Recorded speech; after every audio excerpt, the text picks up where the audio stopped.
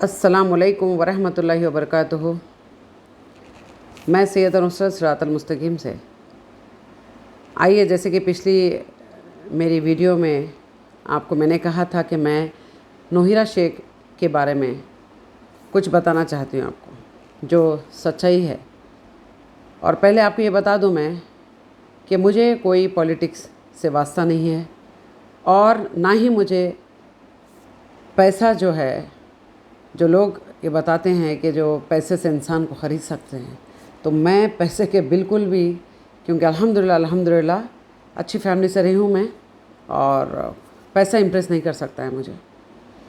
तो नोहिरा जो आपको एक अपना चेहरा दिखाना चाहती हो लेडी, उसका असली रूप इंशाल्लाह मैं आपको चंद वीडियोस के ज़रिए बताऊंगी और आपसे सवाल भी करूंगी मैं कि आपको अच्छे बुरे की तमीज़ ख़त्म क्यों हो गई है, वजह क्या है, रीज़न क्या है, आपसे ज़रूर पूछूंगी मैं।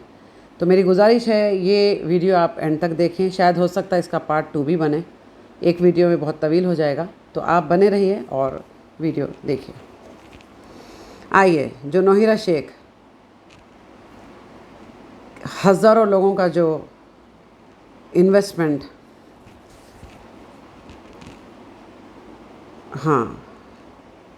रुका है, तो उसको एक्चुअली करना क्या चाहिए और क्या कर रही है वो आप देखिए प्लीज़।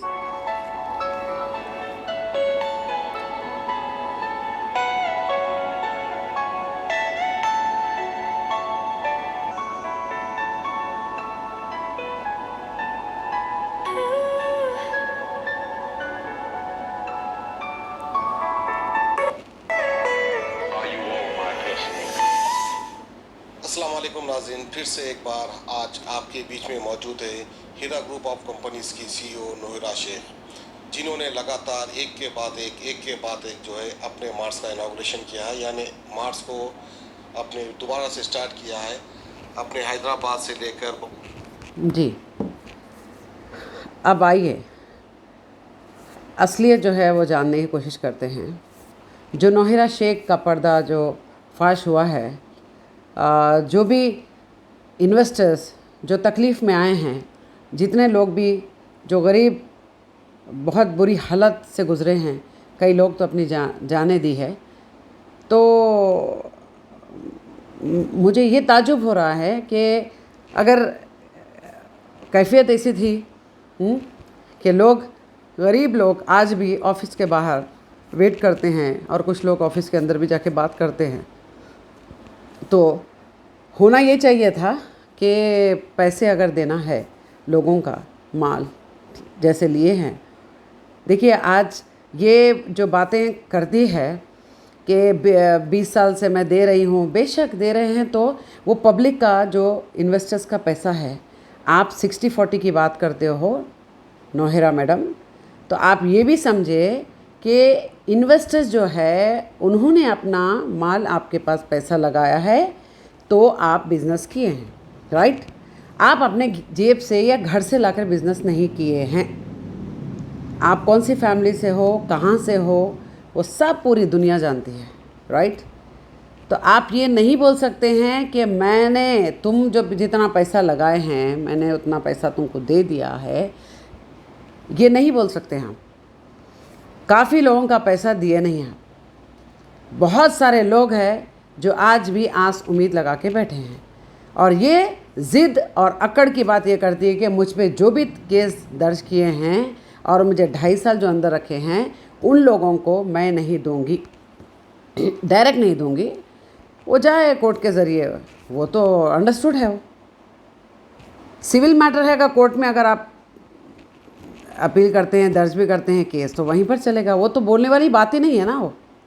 लेकिन आपकी जो तर्ज़ अमल है, आप जो अल्लाह अल्लाह अल्लाह अल्हम्दुलिल्लाह माशाल्लाह ये सारी बातें कर कर आप किस कदर खोखले हैं, ये मैं बताना चाहती हूँ।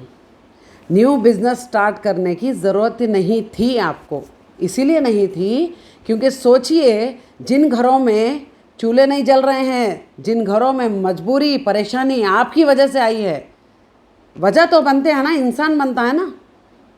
कौन बनता है? यस, इंसान ही बनता है, ज़रिया इंसान बनता है।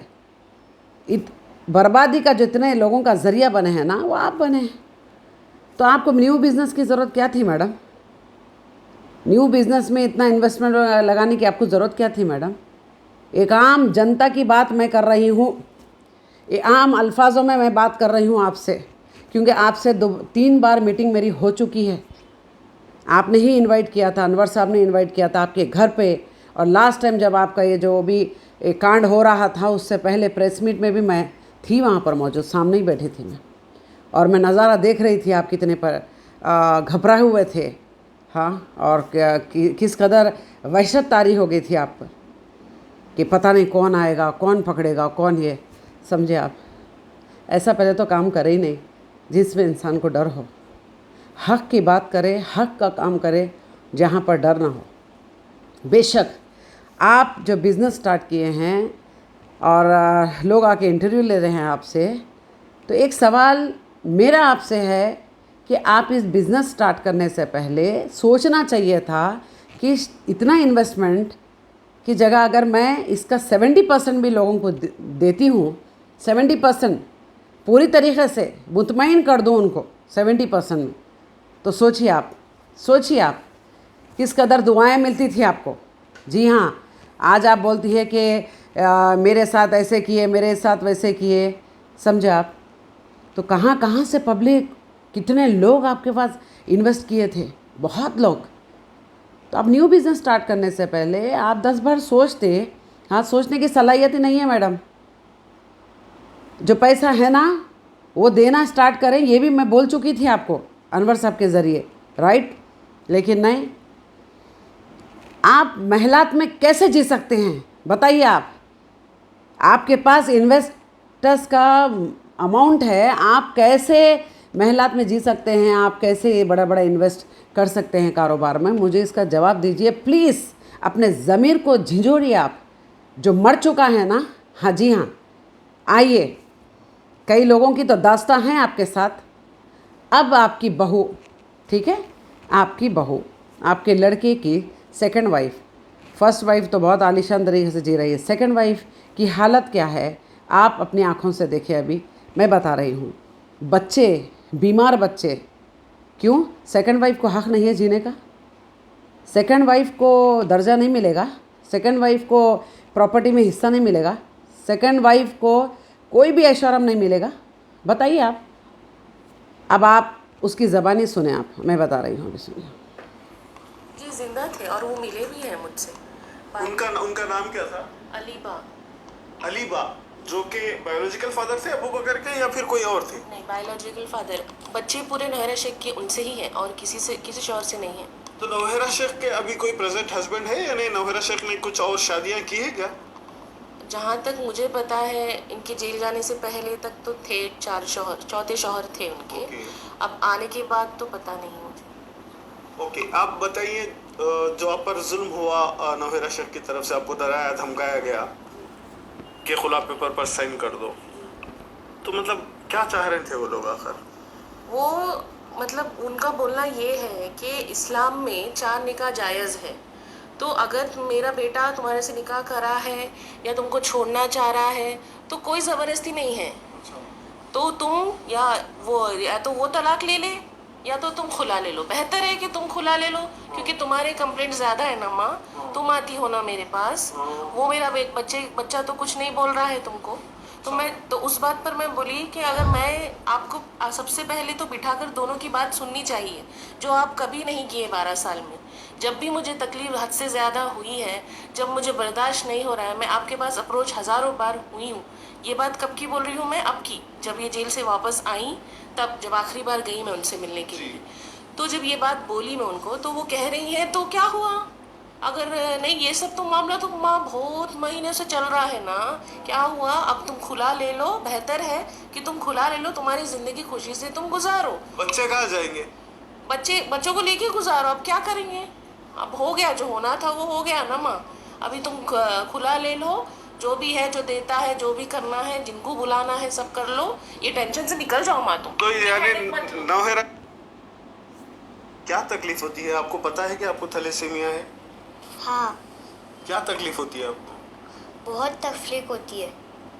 तो आपको ब्लड चढ़ाने के लिए, ब्लड निकालने के लिए हॉस्पिटल ट्रीटमेंट और हॉस्पिटल में एडमिट भी होते हो आप? हाँ, बहुत बार। कौन से हॉस्पिटल में एडमिट हुए आप लोग? Candy hospital. कैंडी हॉस्पिटल में एडमिट हुए हो। तो आपको देखने के लिए कोई आता है आपकी दादी की तरफ से? नहीं, बिल्कुल भी नहीं, एक बार भी नहीं आया। एक बार भी नहीं। बोलो बेटा, क्या बोलना चाह रहे हो? मेरे अब्बा ना मुझे ना कपड़े नहीं दिलाते, मेरी मम्मी बहुत बार बोली है। देखिए, आपने देखा है ये वीडियो, और किस तकलीफ़ से वो औरत गुज़र रही है। उसके मासूम बच्चे, बीमार बच्चे जो हॉस्पिटल ले जाया जाता है ट्रीटमेंट के लिए, लेकिन सपोर्ट नहीं है। ख़ुद उसके बाप का सपोर्ट नहीं है, उस लड़के के बाप का सपोर्ट नहीं है, नोहिरा का बेटे के सपोर्ट नहीं है, नोहिरा का सपोर्ट नहीं है। तो जो औरत अपने घर में, पहले घर में दुरुस्त रहना चाहिए, पहले घर के मामलात सही करे, और बाहर तो बिगड़ा हुआ ही मसला है बिल्कुल।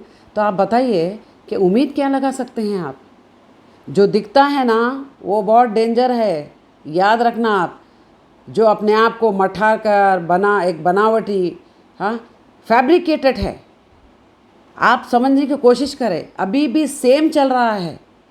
अगर अच्छी औरत होती, ईमान वाली औरत होती, तो बेशक अपने घर वालों को तकलीफ़ नहीं देती। वो भी तो किसी की लड़की है ना वो। बच्चे मासूम 3 या 4 बच्चे हैं, बताइए आप। अल्लाह अकबर कबीरा। लोगों को समझ में नहीं आता है क्या? दिखता नहीं है, ये झूठ है। वो बेचारी झूठ क्यों बोलेगी? वो मासूम बच्चे क्यों झूठ बोलेंगे? वास्ता क्या है बताइए आप। जो घर में सही नहीं है बाहर कैसे सही हो जाएगी? और पैसा देना स्टार्ट करे और ख़त्म कर दे मसला। जितने भी लोगों को देना है वो फिनिश करे। जो गरीब लोग हैं, जो आस उम्मीद लगा के आते हैं, उनको पूरे तरीके से देकर ख़त्म करें, ना कि आप शॉपिंग मॉल्स खोलें। अच्छी औरत होती तो ज़मीर गवारा नहीं करता, याद रखना। खुद सूखा खाएगी लेकिन किसी को तकलीफ़ में नहीं देख सकती, वो ईमान वाली औरत है, समझे आप। घर में खुद के पोते इस कदर तकलीफ़ में है और ये बस माल बटोरने की कोशिश में आज भी लगी है। मैं इंसानियत पे बात कर रही हूँ, मुझे किसी से कोई वास्ता नहीं है। देखी हूँ, मुझे बहुत तकलीफ़ हुई है, बहुत तकलीफ़ हुई है। इसीलिए मैं नोहिरा शेख के लिए वीडियो बना रही हूँ मैं। और आप तमाम से अब सवाल करती हूँ मैं कि आप लोग जाकर सवाल करें कि आपकी बहू, आपके पोतों की क्या हालत है। हम देखे हैं वीडियो आँखों से, इसका जवाब दे। मीडिया क्यों नहीं पूछ रही है? मीडिया को वास्ता नहीं है, मीडिया को सिर्फ अमाउंट से मतलब है। पूछे, सवाल करे। जो गैर ज़रूरी दूसरी जगह, जेन्युइन जगह जो सवालात करते फिरते हैं ना, तो उन मीडिया से भी मेरी रिक्वेस्ट है कि जाके नोहिरा शेख से सवाल करे कि आपके घर के मामलात किस तरीके से है। वो मासूम बच्चों पर इंसाफ नहीं है आपको, वो नहीं इंसाफ नहीं करते हैं आप उनके साथ, तड़प रहे हैं वो बच्चे। तो आप दूसरों के साथ कैसी अच्छी पेश आ जाओगी? नहीं ना। तो इसीलिए मेरी आप तमाम से रिक्वेस्ट है कि आप ये सवाल करें नोहिरा शेख से। और जिस किसी को भी पैसा नोहिरा शेख के पास है, उसको चाहिए कि बड़े बड़े शॉपिंग मॉल्स खोलने से पहले अदाई कर दे। हिस्ट्री गवाह है, मैं इंशाल्लाह वक्त आने पे ज़रूर बताऊंगी और वीडियो भी बनाऊंगी मैं, कि ऐसे से इंसान गुज़रे हैं जो अपना सब कुछ बेचकर, जी हाँ, इन्वेस्टर्स को दिए हैं। ख़ुद छोटे से 3-4 हज़ार के घर में अपनी ज़िंदगी गुजारे हैं। प्रॉपर्टी से लेकर, घर का सामान से लेकर, गोल्ड, हर चीज़ बेचकर दिए हैं इन्वेस्टर्स को। गरीबी ज़िंदगी गुजारे हैं। ऐसे भी लोग हैं, वो ईमान वाले लोग हैं, वो ईमान वाले लोग हैं। वो ये सिर्फ माल बटोरने की जो हवस है, ये तड़प है पैसे की, कब तक सिर्फ अल्लाह का नाम लेकर लूट रहे हैं। अल्लाह का नाम लेकर लोगों को बेवकूफ़ बनाया जा रहा है और वो लोग बन रहे हैं बेवकूफ़ और फंस रहे हैं भी। जी हाँ, आँख खोलें और सवाल करें कि आपके बहू और आपके पोतों की क्यों ऐसी हालत है, आप क्यों उन पर नज़र नहीं डालती हैं। इंसाफ करें, आप बराबर पूछें। और जो लोग फिर के जा रहे हैं ऑफिसेस में, उनको पूरी तरीके से अदाई कर दे। आप भले ही बाद में मॉल्स खोलें, वो वास्ता नहीं है, लेकिन अदाई करें। राइट, चलिए ठीक है, फिर से नेक्स्ट वीडियो में ज़रूर इंशाल्लाह ऐसे ही एक मुद्दे के साथ मैं हाज़िर हो जाऊंगी आपके सामने। तब तक के लिए तौहीद पे टिके रहें, अल्लाह के साथ शिर्क ना करें, अल्लाह से बेपनाह मोहब्बत करें, नबी करीम रसूल अल्लाह सल्लल्लाहु अलैहि वसल्लम से बेपनाह मोहब्बत करें, अल्लाह के दीन और इस्लाम से मोहब्बत करें, कुरान मजीद से मोहब्बत करें, कुरान मजीद को पढ़ें, समझकर अमल करें और आगे सिखाएं। अस्सलामु अलैकुम वरहमतुल्लाहि वबरकातुहू।